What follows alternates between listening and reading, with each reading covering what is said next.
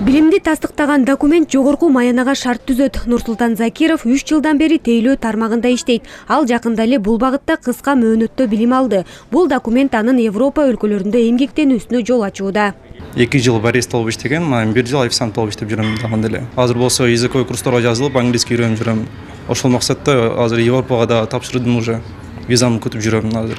Кыйынчылыгы нервоустойчивый болуш керек бул жерде эң башкысы. Неге дегенде аркында көчтөр келет. Нурсултан Закиров сыяктуу 200дөн ашуун жаран кыска убакытта кесипке ээ болду. Бул долбоор пилоттук негизде башталып, тигүү тармагында электрик ширетүү кесиби боюнча окутулган. Быйыл аймактарда да билим берүү пландалууда. Мында калктын аярлуу катмары үчүн жеңилдетилген шарт каралган. Биздин долбоор негизи формалдык эмес билим берүүнү өнүктүрүүгө багытталган. Эмне үчүн формалдык эмес билим берүү? Анткени азыркы заманда биздин эмгек рыногубуз абдан тез өзгөрүп жатат.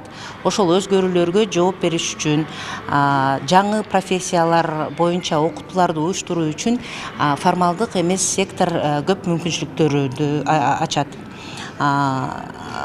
Ошол кыска мөөнөттүү курстар ошол проблемаларды чечүүнүн бир жолу да.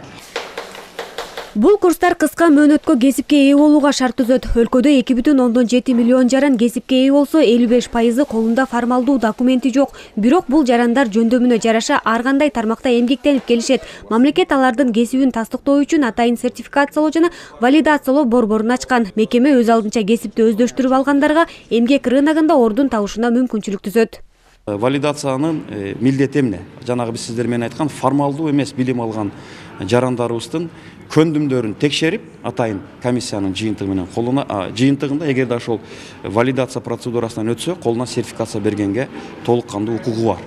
Ошондо ал бул окуудан валидациядан өткөндөн кийин аны 2-3 багытта өнүккөнгө мүмкүнчүлүгү пайда болот да. Аягы документ алып, аны менен айлык майнасын көбөйткөнгө мүмкүнчүлүк болот.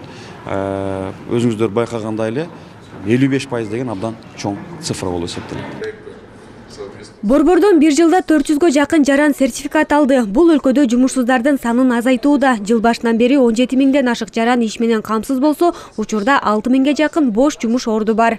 Бүгүнкү күндө курулуш тармагында, жеңил өнөр жай тармагында, соода саттык тармагында жана кызмат көрсөтүү тармагында жумушчу күчтөр талап болууда. Жанагы биздин көрсөтүлүп жаткан кызматтардагы бул тармакта көбүрөөк.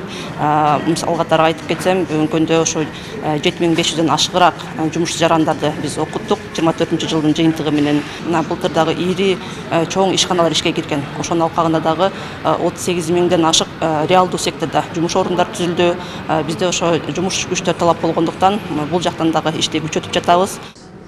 Жумушсуздук көйгөйлүү маселе. Бул багытта формалдуу эмес окуу жайлар менен иш берүүчүлөрдүн ортосундагы байланышты күчөтүү максатында биринчи жолу улуттук форум өттү. Ага билим берүү мекемелердин, эл аралык уюмдардын өкүлдөрү катышты. Иният Эргешева, Элдар Анарбеков, ЛТР Бишкек.